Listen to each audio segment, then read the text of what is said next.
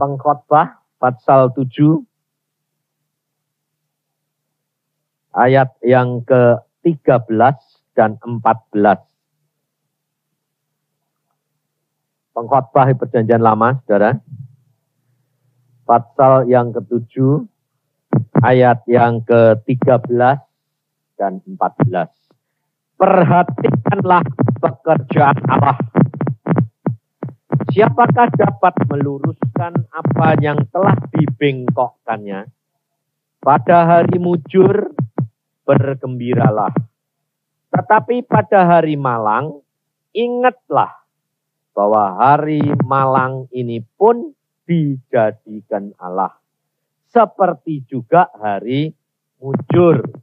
Supaya manusia tidak dapat menemukan sesuatu mengenai masa depannya. Nah, saudara, kita kerap kali punya konsep kekristenan yang kurang lengkap.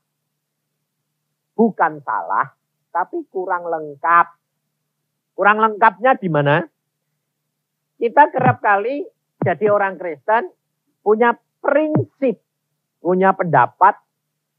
Kalau yang enak-enak itu, yang baik itu Tuhan. Yang tidak baik itu setan. Betul? Loh, jujur, betul enggak? Nah, ayat ini yang saya baca tadi ayat Alkitab enggak? Firman Tuhan enggak? Bilang apa?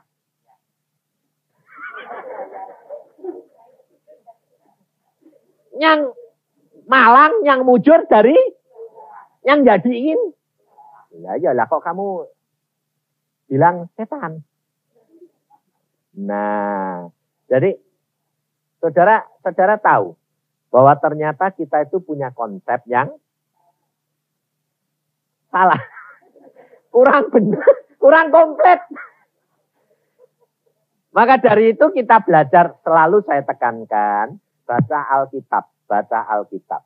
Tuh, kalau baca Alkitab itu jangan yang enak-enak toh dipilih. Oh, yang janjinya Tuhan yang enak-enak, yang baik-baik. Loh, setiap firman Tuhan itu ada maknanya dan ada maksud Tuhan, saudara-saudara. Nah, kalau firman Tuhan berkata begini, ayat 13 ini, perhatikanlah pekerjaan Allah. Jadi saudara dan saya baca Alkitab, saudara perhatikan yang dilakukan Allah itu apa saja. Nah, sebabnya apa saudara? Ayat ini berkata, ayat yang 14 akhir ini, supaya manusia tidak dapat menemukan sesuatu mengenai masa depannya. Nah, jadi kalau orang Kristen bingung-bingung, kepingin tahu apa ya Pak yang akan terjadi. Apa ya Pak yang akan terjadi.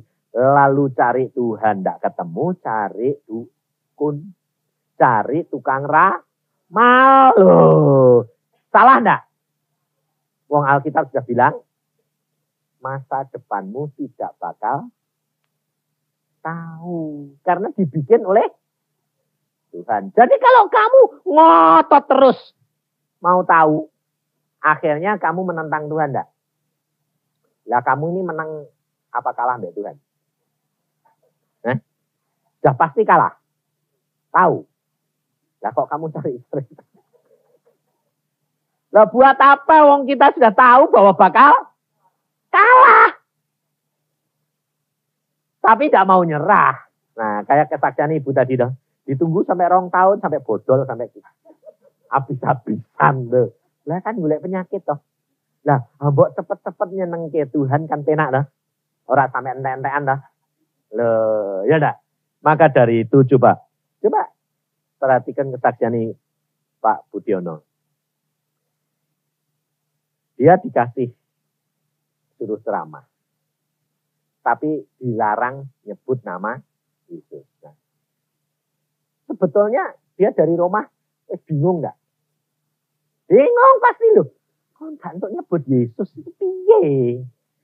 Atine sama pikirannya beda. Nah, sebetulnya kita itu anak Tuhan itu gampang enggak? Tuhan tinggal lapor. Tuhan, dia ngelarang. Tapi engkau lebih kuasa. Enggak bakal ngelarang. Sing dorong-dorong kan dia sendiri tuh. Pastinya minta nama Yesus. Metu dewek gak iso. Jadi saudara, kita itu enggak perlu khawatir, enggak perlu takut. Karena apa? Yang tahu masa depan siapa? Yang nyembunyiin siapa? Hah? Lah kok kamu bingung? Karena kurang percaya. Loh, sadar enggak kalau kurang percaya? Sadar. Tapi tiap kali diulangi terus. Lah tahu. Nah, lalu bilang apa? Mau Pak, percaya. Mau. Tapi diulangi lagi enggak? Balik lagi enggak kurang percaya nih? Kenapa kok balik? Sebab saudara tahu, kalau engkau diam, pikiranmu ini menguasai engkau. Dan kita dari kecil sudah diajar dan sudah dimasukin, sudah diprogram oleh pikiran-pikiran siapa? Pikiran setan. Nah, jadi kerap kali muncul lagi dah. Nah, sekarang harus dihapus,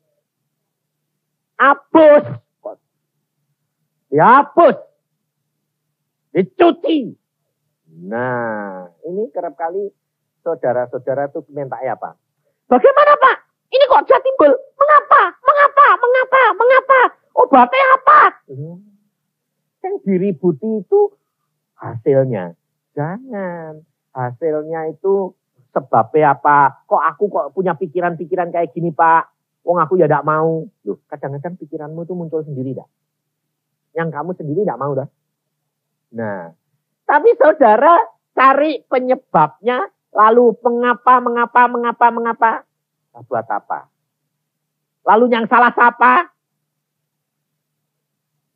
Apa ini pikirannya setan? Loh, lah buat apa mau mikir kayak gitu? Yang penting gini loh. Bagaimana ini bisa dibaharui? Karena Yesus berkata, di dalam Kristus adalah satu ciptaan yang baru. Selesai. Gampang tak sebetulnya? Lah, sekarang tak tanyain. Saudara punya pakaian. Pakaiannya kelunturan. Lalu obatnya itu, kelunturan itu nggak bisa dibikin baru. Yang paling gampang dia pakai.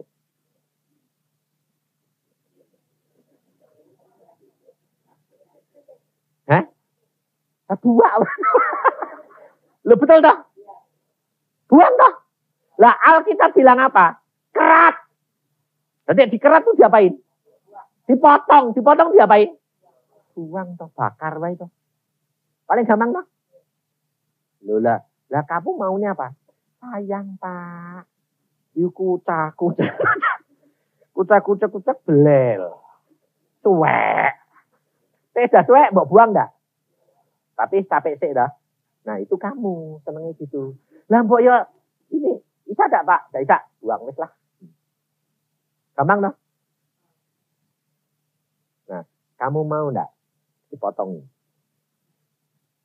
Yang enggak baik itu loh. Kerat buang. Gampang toh? Nanti tumbuh yang baru akan menjadi sempurna. Nah, penak loh. Sebab Alkitab sudah ngomong. Masa depan ini punyanya Tuhan. Jadi kalau kamu bilang, waduh, khawatir. Firman Tuhan bilang apa? Masa depan punyaku, aku yang menyembunyikan supaya manusia tidak tahu. Selesai. Jadi buat apa dipikir-pikir? Loh. Enak dah? Tek nurut. Enak. Sama masalah itu ndak karena kepengen itu Tuhan diatur, bukan kita yang ngatur. Saudara, coba kita lihat tadi, ibu tadi saksi juga bilang apa? Tuhan itu turut kerjasama. Tapi jangan lupa ayat yang akhir itu tadi, yang terpanggil sesuai dengan rencananya Allah. Jadi kalau kamu tidak mau menyesuaikan diri dengan rencananya Allah, Allah turut kerja sama enggak? Kok enak, diem aja, rasain lu. Kepeng. Nah ya dah. Maka dari itu, ini ayat ini luar biasa. Sedang Tuhan Yesus sudah berkata, loh ya dah. Kalau hari malang ini dijadikan, dibiarkan terjadi atas diri saudara dan saya. Maksudnya Tuhan apa? Maksudnya Tuhan apa? Supaya saudara itu sadar. Sebab manusia ini kalau tidak diberikan hari malang, hari yang tidak enak, lalu diberikan kesukaran demi kesukaran, manusia pasti tidak cari Tuhan. Karpe dewek terus. Memuaskan kehendak hati. Makanya terus terang coba. Orang kaya, Tuhan Yesus berkata, orang kaya susah masuk surga. Betul tidak? Itu bukan kata-kata saya loh, kata-katanya Tuhan Yesus. Kenapa kok orang kaya itu susah masuk surga? Karpe dewek dah. Jadi rojo loh. Benar dah? Semua orang diperintah dah. Penurut dah. Sampai akhirnya Tuhan juga diperintah dah. Contohnya coba. Orang kaya dok di gereja. Pasti lebih kuasa mbak pendeta nih. Ya ada. Apalagi kalau gereja ini dia sing bangun. Lalu dia ngambil pendeta. Templek nonong gitu. Nah. Sing ngatur Tuhan atau orang kaya? Pendeta ini ora nurut. Dipecat. Dia bilang, hamba Tuhan itu ora nurut, tak pecat. Jadi Tuhan ini siapa? Ya nenek yang Tuhan itu. Wong hamba Tuhan. Tak pecat. Berarti yang Tuhan ini siapa? Dia sendiri. Makanya orang kaya susah masuk. Lah, yang kedua orang apa? Orang pintar susah masuk surga. Ayo. Nah, kalau saudara dengar orang pintar, siapa kira-kira? Dokter, sarjana? Enggak. Kamu. Kenapa? Lah kowe keminter kok. Lah kayak ibu tadi ini. Ya toh? Tuhan sudah ngasih tanda-tanda ngaleh. Gosek. Loh orang keminter dah. Nah, itu juga sulit, saudara. Jadi jangan bilang orang pintar susah masuk surga. Itu orang orang sarjana. Belum tentu. Sarjana yang goblok tuh kan. Termasuk saya. Saya bisa jadi sarjana, tapi kalau menurut orang dunia goblok. Kenapa? Nah, prakteknya ditutup, dibuang, lalu jadi hamba Tuhan. Saya tolol lah begini. Nah, tapi saya lebih baik jadi orang tolol tapi masuk surga daripada jadi orang pinter orang ibu. Ya dah. Maka dari itu kalau saudara ikut firman, Tuhan berkata apa? Lihat di dalam Yohanes pasal yang ke-15. Tuhan Yesus itu sebetulnya merencanakan yang luar biasa, saudara. Di dalam hidup saudara dan saya itu enak. Memang terus terang, tapi sulit. Seperti yang dikatakan, saksikan Irin tadi. Untuk minta orang lain berkorban untuk kita, itu gampang. Ya dah, kita susah sedikit. Orang lain berdoa dong buat saya, gampang loh. Tapi kalau kamu punya kesulitan, lalu kamu berikan Tuhan dan kamu gotong kesulitannya orang lain, itu susah. Minta Yesus mati buat kita gampang. Minta gampang dong. Tapi memberi nyawa kita untuk orang lain, itu susah. Maka dari itu harus ada tekad. Harus ada kemauan. Makanya saya kerap kali bilang, wong Kristen tidak wani nekat. Tidak bakal melihat mujizat. Betul? Coba. anaknya sakit langsung ini. Saya mati piye? Nah, itu kan nekat toh. Adik mati ya wis toh wong milik Tuhan loh. Loh, kalau saya tanya, ibu-ibu ini anakmu itu buah hatimu enggak? Hah? Buahmu. Buahmu toh? Nah, saya tanya, pohon jambu itu berbuah enggak? Sing nikmati jambune pohonnya atau sing punya? Hah? Lah, buahmu itu anak.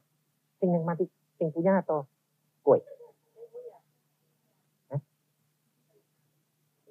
Tuhan yang punya. Sing nikmati siapa? Nah, ternyata dijaluk dipetik di anu kok kowe gak boleh. Hah? Ayo lu titipan dibalik jaluk balik kok gak boleh kowe. Kok kowe sing ribut? Nah, sekarang pohon jambu pernah sik mbok petik ribut mbok rujak? Ya jangan toh. Wong aku sing ngasilke. Lah, sekarang kalau anakmu sakit mau mati sing ribut siapa? Tuhan apa kamu? Hah? Nah, saudara tahu. Ternyata Anda ini tidak sadar loh. Kenapa kok anak itu disebut buah hati? Karena itu hasil daripada kasih. Tuhan yang menumbuhkan sehingga hasilnya anak-anak ini menjadi buah hatimu. Tetapi kamu harus sadar itu miliknya Tuhan. Jadi kalau Tuhan minta, ya tak suka itu. Ya dah. Kamu tidak boleh ribut kan? Susah apa gampang?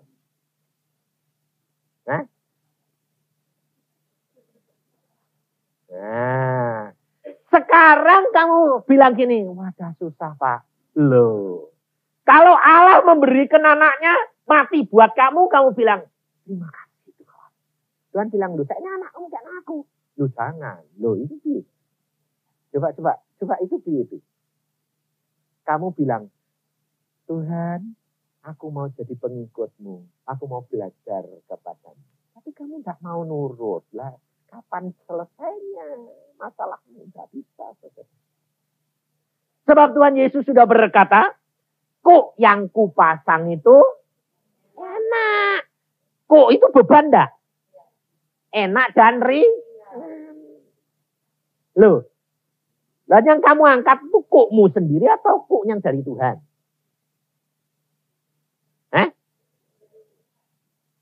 Harusnya kok dari Tuhan, bukan kok kamu dah. Nah, tapi sekarang ini mau gotong-gotong kok itu apa? Kokmu dewek dah. Lah makanya kabotan terus. Kowe bilang apa? Gak kuat Tuhan. Loh, Tuhan bilang, loh kenapa gak kuat? Abot, loh itu kue sopo? Kuku, loh sing ngakon kowe gotong wekmu dhewe sapa? Wong tekmu wis tak gotong aku.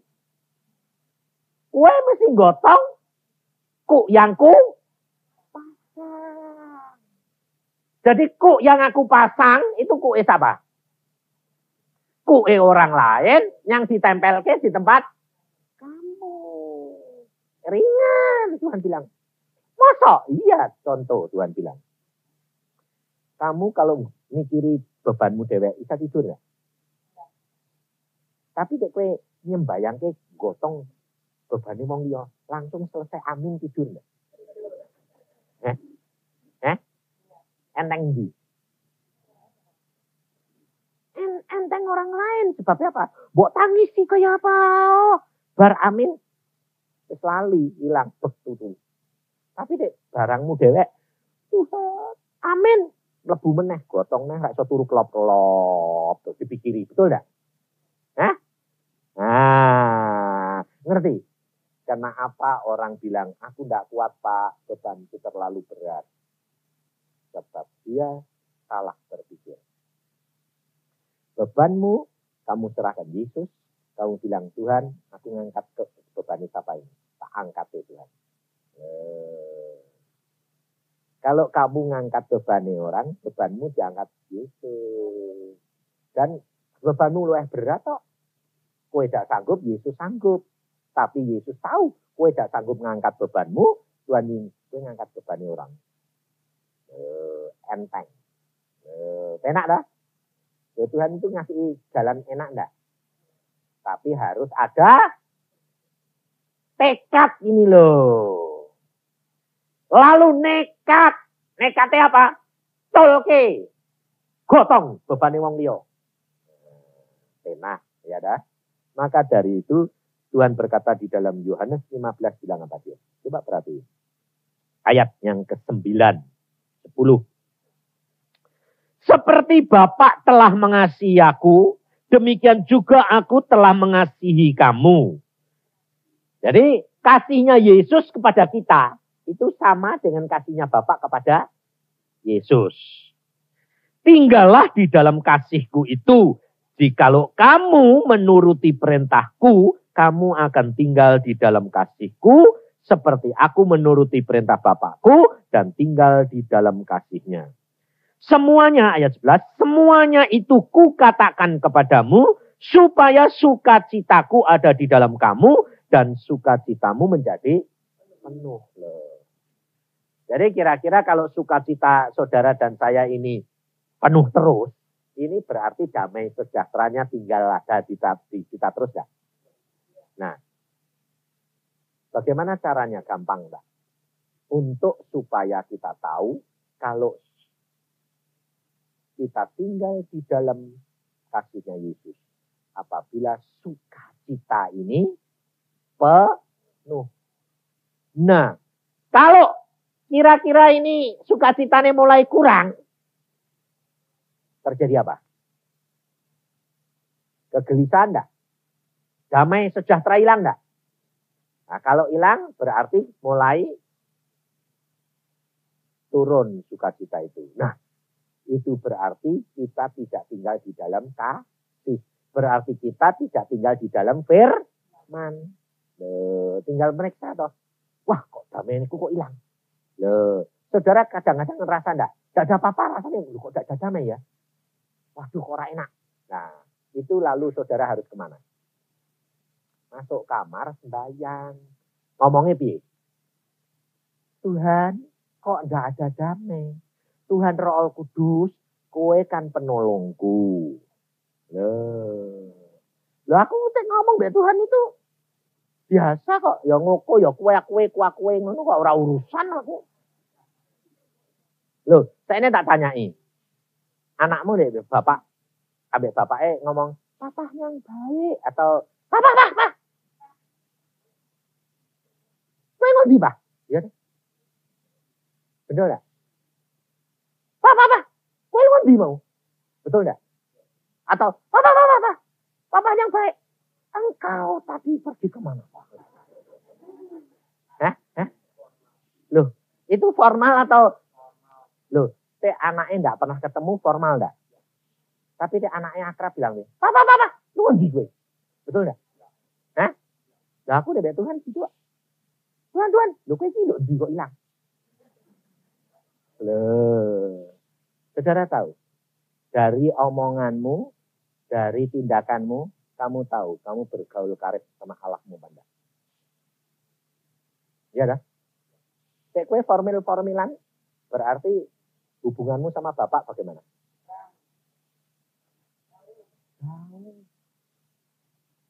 Tapi kalau kamu dekat, akrab sama Bapakmu, omonganmu penak, ya dah. Maka dari itu saudara, perhatikan. Hubungan Yesus dengan Allah itu luar biasa. Pada waktu Tuhan Yesus di atas bukit berdoa, Allah datang. Dia ngomong apa? Ini anak yang aku kasih. Kamu dengar? Iya. Sayang. Tuhan Yesus mendapatkan kunjungan dari Bapak.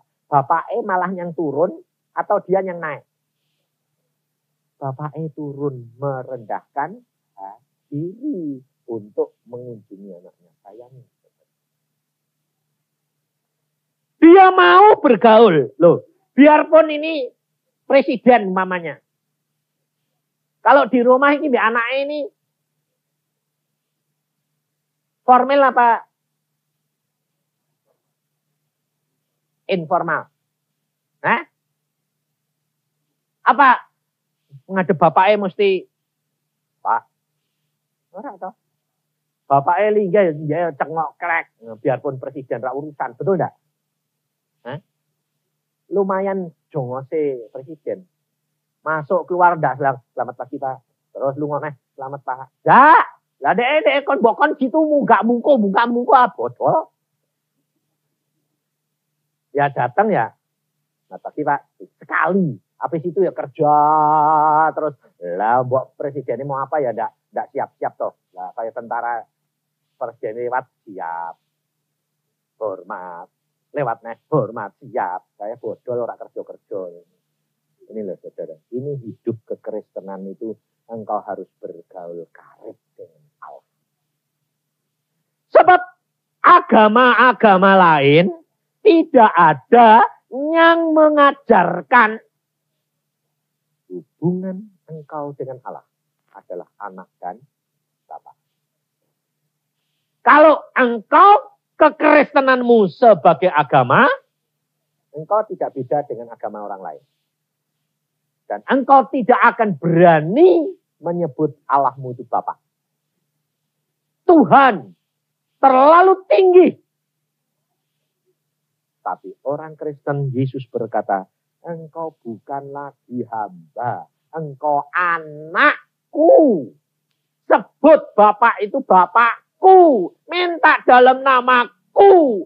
Ya yang hubungannya kamu sama Tuhan itu Bapak be anak. Kok malah kamu yang membuat jarak. Saking takutnya gak berani dekat. Ini salahmu toh. Minta apa-apa resmi-resmi. Nah, Bapak itu kadang-kadang senengnya itu akrab, anaknya manja. Loh. Itu yang Tuhan kehendaki. Maka dari itu Tuhan berkata, aku menghendaki supaya kamu tinggal di dalam kasihku, sehingga sukacitamu itu menjadi penuh. Untuk itu, bagaimana caranya? Petrus mengajar kepada kita, karena Petrus ini mengenal baik Tuhannya. Kita lihat di dalam suratnya Rasul Petrus. 1 Petrus pasal 5.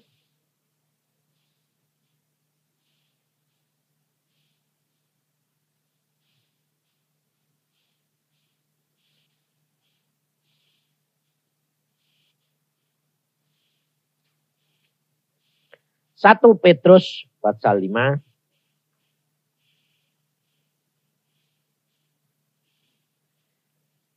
Aku, ayat pertama. Aku menasehatkan para panatua di antara kamu. Aku sebagai teman panatua dan saksi penderitaan Kristus, yang juga akan mendapat bagian dalam kemuliaan yang akan dinyatakan kelak. Gembalakanlah kambing domba Allah yang ada padamu, jangan dengan paksa, tetapi dengan sukarela sesuai dengan kehendak Allah. Dan jangan karena mau mencari keuntungan, tetapi dengan pengabdian diri. Saudara perhatikan. Mengabdikan diri ini bukan merintah. Tetapi menjadi seorang pelayan.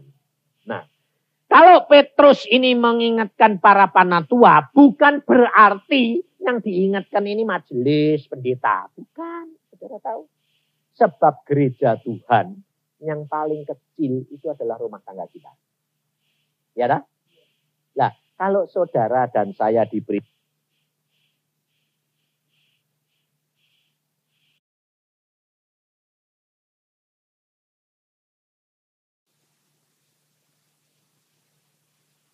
isi keluarga diselamatkan. Berarti orang yang percaya Tuhan pertama kali itu yang harus jadi gembala, yang jadi panatua, yang harus membawa mereka kepada Yesus. Nah, lakukan hal ini sebagai pengabdian, bukan sebagai memerintah. Saudara, Ibu ini, ibu di rumah tangga kenal Tuhan. Suaminya belum. Anak-anaknya belum. Nah, bagaimana caranya? Supaya suami dan anak-anaknya dan famili ini itu kenal Tuhan. Biasanya bilang apa? Nginjili langsung. Wah, cerita. Ngatur suami ini dikandani. Teng, teng, teng, teng, teng, teng, teng, teng, teng. Malah tidak bertobat, malah perang. Tapi kalau saudara menyadari Petrus ini berkata, kamu mengabdi kepada Tuhan. Melayani. Ngabdi ini seorang hamba melayani. Saya yakin semuanya akan dikenal akan Yesus. Kenapa Petrus berani ngomong ini? Karena Petrus dulu itu dia waktu Tuhan Yesus ngomong di atas batu karang ini aku akan mendirikan sidang jemaatku. Petrus rasanya bangga. Dia lalu apa? Merintah teman-teman ini. Sampai Tuhan Yesus berkata, kamu semua murid-murid ini rasul akan meninggalkan aku. Petrus bilang apa? Biar semua meninggalkan, aku tidak. Kurang ajar gak Tuhan ini? Merasa dia mampu, dia kuat. Tetapi setelah dia menyangkal Yesus, dia sadar bahwa segala perkara itu tidak ada artinya tanpa penyerahan yang total. Tanpa mengabdi, melayani, jangan ngatur. Loh.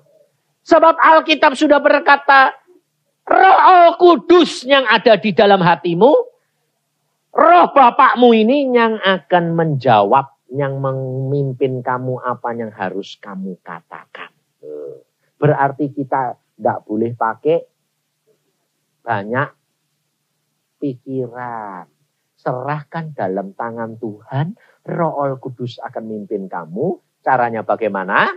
Belajar dari perkara yang kecil. Jadi kalau ada apa-apa, kamu itu ngomong gini, Tuhan Roh Kudus pimpin saya. Loh. Gampang nah? Saya tadi barusan konseling sama seseorang. Saya ngomong A, dia jawab ngomongnya B. Saya ngajari, dek nenek bilang, tanya yang lain. Padahal dia tanya, bagaimana Pak saya bisa dibebaskan?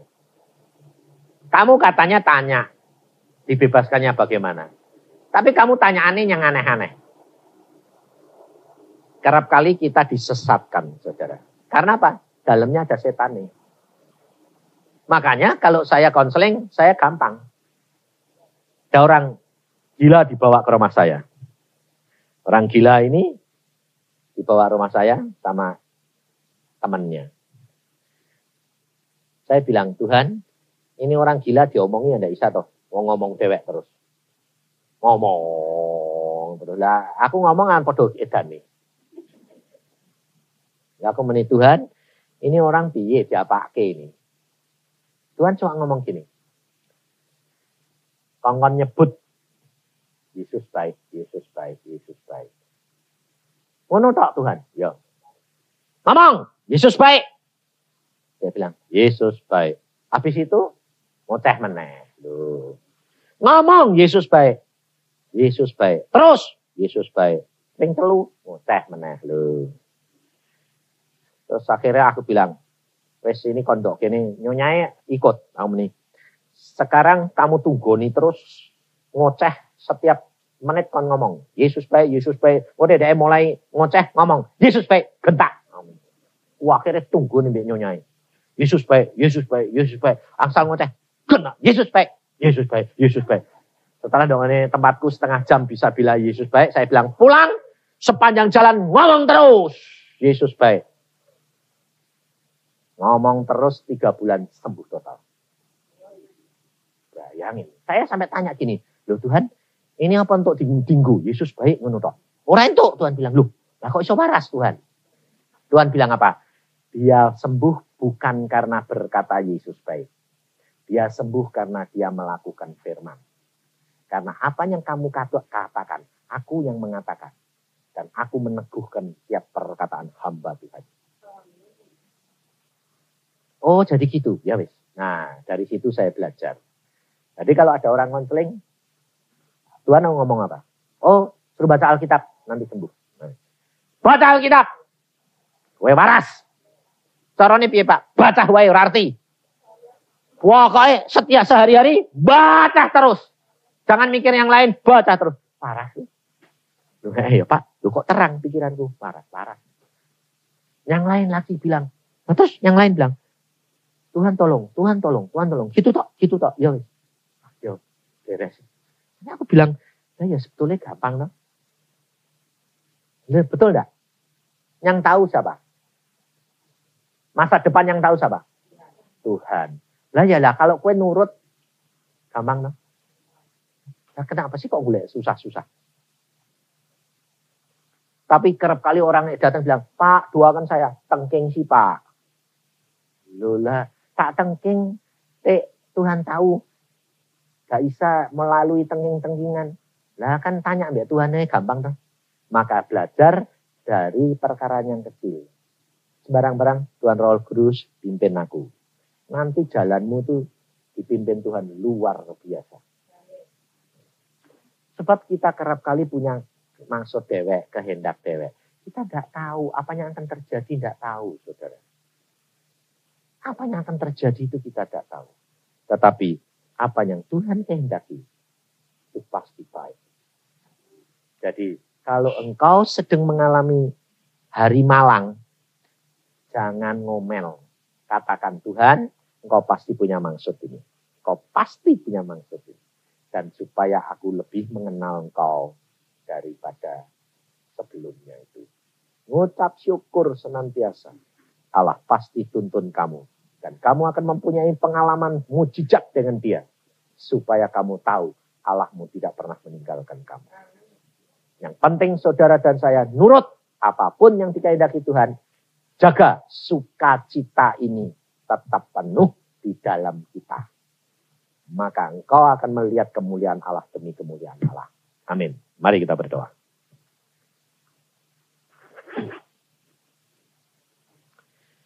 Tuhan, firman-Mu sudah hamba sampaikan. Biarlah anak-anak-Mu di tempat ini engkau sendiri yang berbicara kepada kami masing-masing. Kalau ternyata hari malang dan hari mujur engkau yang buat. Kalau anak-anak-Mu boleh mengalami perkara-perkara yang sedang dihadapi sekarang ini Tuhan, pasti engkau punya maksud. Dan kami mengucap syukur, tolong Tuhan, nyatakan supaya mereka mengenal apa maksud-Mu, tujuan-Mu, supaya mereka cepat bertobat dan melihat kemuliaan Allah dinyatakan. Terima kasih Bapak akan kasih setia-Mu ini. Mari saudara kita berdoa saat ini. Supaya saudara dan saya dibentuk, diproses menjadi bejana yang indah. Karena setiap saudara Tuhan punya maksud. Ditempatkan di mana sebagai bejana yang di mana Tuhan punya maksud yang indah di dalam kita. Jangan saudara berkata, Tuhan, kenapa engkau tempatkan bejana untuk tempat air mencuci kaki? Hendak mulia. Justru Yesus mengubah air menjadi anggur melalui bejana yang sederhana dan tidak berharga.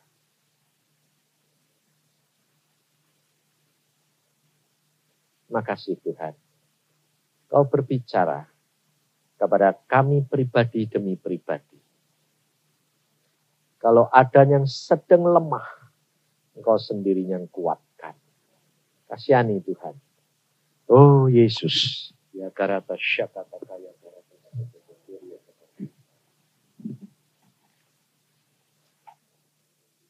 Selamat malam Bapak-bapak, Ibu-ibu.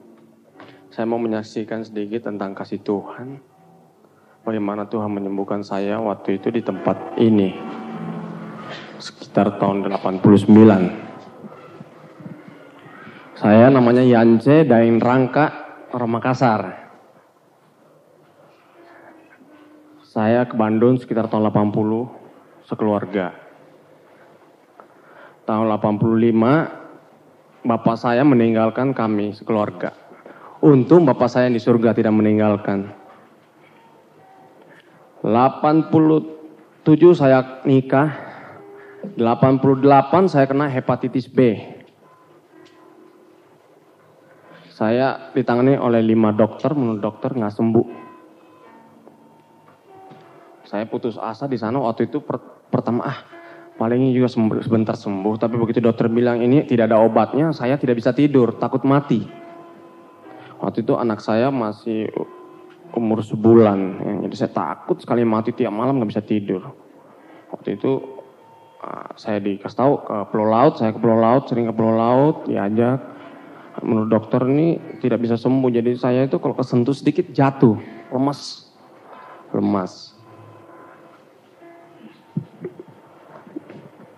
Waktu ada kebaktian seperti ini yang bawakan Ibu Christine Here. Saya dijamah Tuhan melalui Ibu Ai. Waktu itu saya berdiri di sana ditunjuk, bajunya semua tepat saya. Saya maju ke depan, tapi waktu itu masih pikiran saya manusia ya. Aduh malu ya, depan. Terus mau dilihat orang jongkok segala, waduh saya malu. Tapi waktu itu ada suara Tuhan, kamu tinggi hati. Waktu itu ada suara Tuhan, kamu tinggi, saya langsung jatuh. Nah waktu saya ditumpangin tangan oleh Bu Ai, itu ada mengalir satu roh Tuhan, itu dingin sekali. Tapi dinginnya tidak seperti es, lain sekali. Enak rasanya. Wah begitu saya ditumpangin tangan ada turun seperti dingin seperti es. Enak, saya langsung segar. Pulang saya buang obat saya. Sampai sekarang saya masih sudah bisa main bulu tangkis. Tepuk tangan untuk Tuhan Yesus. Waktu saya kena sakit berat badan saya 48 kilo. Sekarang saudara 80 kilo. Perutnya gendut nih. Jadi bimbingan Tuhan sangat luar biasa, baik dalam penyakit saya, baik pun dalam keluarga saya. Karena waktu itu orang tua saya Ismail, saudara-saudara. Jadi saya ditinggalkan oleh orang tua dengan tidak ada satu famili pun di Bandung sini. Rumahnya ya makan di sana, masak di sana, terima tamu di sana. Nah, kita punya baju itu cuma pakai sarung diikat ya, pindah-pindah rumah. Tapi Tuhan saya tidak pernah melupakan saya, dia uber saya terus di mana karena saya dulu tidak pernah percaya. Saya punya background, bukannya saya ini satu gereja, cuma memang saya orangnya, Papa Ang itu jatuh-jatuh gitu, saya nggak suka kalau saya ditumpangin tangan, saya pura-pura jatuh. Tapi Tuhan cinta sama saya, dia izinkan satu penyakit supaya saya berubah. Di sana saya lahir baru, saya tidak senang sekali dengar lagu-lagu dunia dan saya tidak buat-buat. Otomatis saya kalau nggak dengar lagu dunia nggak enak roh saya itu. Sampai sekarang. Nah, sampai sekarang saya rindu melayani Tuhan, saya jadi pekerja di Pulau Laut. Nah, inilah kesaksian saya sedikit untuk saudara-saudara. Bahwa cinta kasih Tuhan itu tidak pernah berubah. Kalau kita taat itu akan. Tapi pertama itu harus ada lahir baru. Karena waktu sebelum saya disembuhkan ada satu hamba Tuhan yang melayani saya lahir baru di sana. Saya buang semua kaset-kaset rock segala, saya tidak senang. Di sana sesudah itu baru saya dijamah oleh Tuhan. Nah, saya berubah 180 derajat yang dulu duniawi, suka jam 3 malam baru pulang. Wah, berubah total. Itu saya muak. Ngelihatnya itu muak. Saya tidak senang. Nah, di sana baru Tuhan sembuhkan saya mulai usaha pelan-pelan. Di sana baru Tuhan berkati. Nah, waktu tahun 91 awalnya saya lihat, berkat Tuhan ada ya. Saya dulu ke jalan kaki keliling Bandung karena tidak ada uang angkot itu.